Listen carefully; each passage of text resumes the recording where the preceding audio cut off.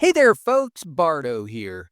Did you know that you are only 6 steps away from having more Forge points than you even know what to do with and just absolutely crushing it in Forge of Empires? And I've got great news. 5 of these 6 steps, they're really very easy. The other one, well, it's challenging, but it's doable. So let's talk about how you can make this happen. All right, let's roll.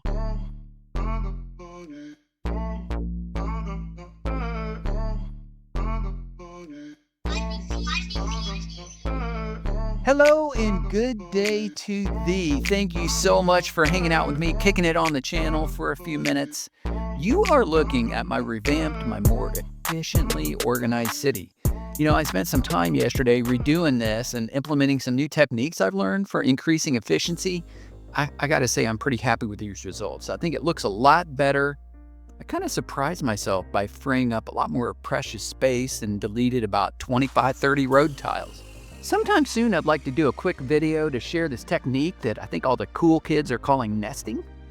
So hopefully I can do that soon. But for this video, here is what I have in mind. Now, several months ago, I made 2 videos that you can see on my screen right now. Both of these they're kind of long. I think they're good videos, but they are long. But I think I've improved quite a bit with my video making skills. I basically wanted to combine the core pieces of these 2 videos into one video that is much shorter and really just emphasizing the value of the content. So this is the result. 6 steps to forge point wealth. Now, before I go through these, I do want to acknowledge that this concept, it's really around establishing a sniping system that is profoundly effective. Now, over the last couple years, especially with the massive amounts of forge points that we're getting from these new event buildings, sniping has become, I think, a little less, shall we say, important. Just because now there are so many other ways to get a ton of forge points. But at the same time, this means that since other players are getting more forge points more quickly, what's happening, they're leveling their buildings more frequently, which means more sniping opportunities for you and for me. So it's not all bad. All right, now we're going to start with the first and easily the most difficult and time-consuming step. Now, once you get this first step in place, the rest, honestly, is kind of a breeze. But the first step is leveling your arc as high as you possibly can between level 80 and 180. Now, this is a challenge, but now that we're getting so many forge points from event buildings, it really is just getting easier and easier. I did put together a video about how I got my arc to 180, so you might check that out. Here's what it looks like. Now, obviously, the point of doing this is so you can just snipe the crap out of people. As well as earn forge points the more natural and organic way, helping your guild mates and other friends, etc. So once you have your arc over 80, then you can start implementing these next steps, beginning with number 2, which is adding FoE helper and FoE info. Now you can see I've got FoE info. It's right over here on the right hand side, this column. That's FoE info. And then FoE helper, of course, I've got it right down here at the bottom. You can get both of these outstanding tools from the Chrome Web Store. So just go in there. You want to do a search for, FoE info or FoE helper. Here's what it looks like, when it pops up. So you just want to add those extensions to Chrome. Now, obviously, for folks who are strictly mobile players, or if you choose to utilize a browser other than Chrome, this stuff, it's just not going to work for you. And, there's really no getting around that. Now, before we get to step 3, I am going to pause. I'm going to ask you guys to do me a little favor. Now, I took some time to put this little video together. And if you appreciate that, please do the polite thing and hit that like button. And even better, if you want to become a subscriber, hit that little red icon in the bottom right corner. You would make me smile. It would just tingle my heart if you did either one of those things. So thank you. All right, now number 3, you need to drop your inactive friends. Okay, it is super important to have active friends in this game. I mean, there's a variety of reasons why that's the case, but especially for what I am showing you today.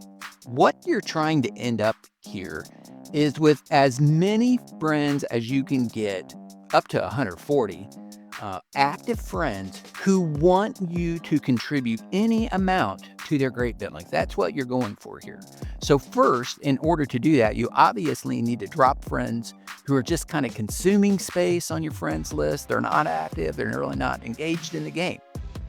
So here is how to help determine who is active and who isn't. Now we're going to be using FoE Helper for this.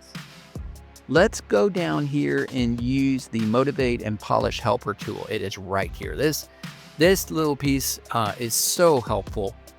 And so when you open it up, of course, you see your friends. Now I'm going to change the sort here. I'm gonna include great buildings. I'm going to include tavern visits. It just gives you even more of a sense of how active they are. But so when we open this up, right, the idea is we're looking for players who are not playing much. So what I'm always looking for, look for the little red dots beside their name, right? And so in my case, I've got some players that it's concerning, okay? So let's see here. We can see number 40, Carlos the Inoffensive. We've got a red dot by Brian B. White. And Wolf Spirit, I hate it. A lot of these players, I've been friends with them for quite a while, and maybe it looks like they stopped playing. But what you're going to do, this will help you to immediately figure out who is inactive. So if you click the little symbol beside their name, let's start with Carlos here. We're going to click this. Now, it's going to take us to a different website, right? I love this website. It's ScoreDB. But when you come here, you can see, all kinds of information. Now, in Carlos's case, check this out. If you look at that blue line right there, it shows you, it's straight across. So he has not been active. This shows you the past 30 days of activity in the game. So unfortunately for Carlos, this is gonna be the end. Okay, so we're going to have to drop Carlos here, but this is a great way for you to get a glimpse at any of your friends, like what their activity level is for the game. So when we go back in here to Forge of Empires, and we're looking at this tool, again, you're just looking for the red dots. The orange ones means, they're still active, but maybe not heavily. So you can just use that to kind of check it out. Now, the other thing I think is worth mentioning here. Now, you're almost for sure sitting there thinking, Bardo, hey, I got players on my friends list that, I don't want to drop them. I may have players on my list that, like, some of them I want to snipe and some of them I don't. How in the world do I differentiate between those players? Like, how do I keep track of that? Well, there's just different things you can do. I can tell you for me what I do. And I have had it set up this way for quite some time. Like the top 20 players on my friends list, the way they're sorted by points, of course, I will not snipe them. I don't want to snipe them. They don't want me to snipe them. They're actually friends in the game, people I keep in touch with. But after that, from 20 to 140, those are players that want me to snipe them. They're self-levelers. They want me to do it. They appreciate it. They do not use 1.9 threads. So when I place forge points on their buildings, I'm not screwing anything up, right? And if they do start using 1.9s, then I drop them, right? Because I don't want to mess up their game for them. So bottom line, you have to have a clear way to identify who you are sniping and who you are not. And again, for me, I differentiate that by just, picking a certain number of friends that you don't want to snipe. In my case, it's 20. All right, so we've dropped some players who are not very active, and we've made space. And now we're ready for step number 4, which is to add some active self-levelers. So like I said, you want to find and you want to fill your friends list with these players. And they're out there. I'm telling you, there are a lot of them out there. You just have to find where they are. So in order to do this, we're going to go back to that website that I had mentioned to you before, the one that your FoE helper, this tool down here points you to them. So there's a couple of different players that I wanted to demonstrate, right? So one of them, you know, and you can search their names up here. You can pull up the players right here. Oblivious Renegade. Let's take a look at this particular player. Now we can see this is an active player. I mean, they're basically playing every single day. And when you look at the battle chart, yep, they battle.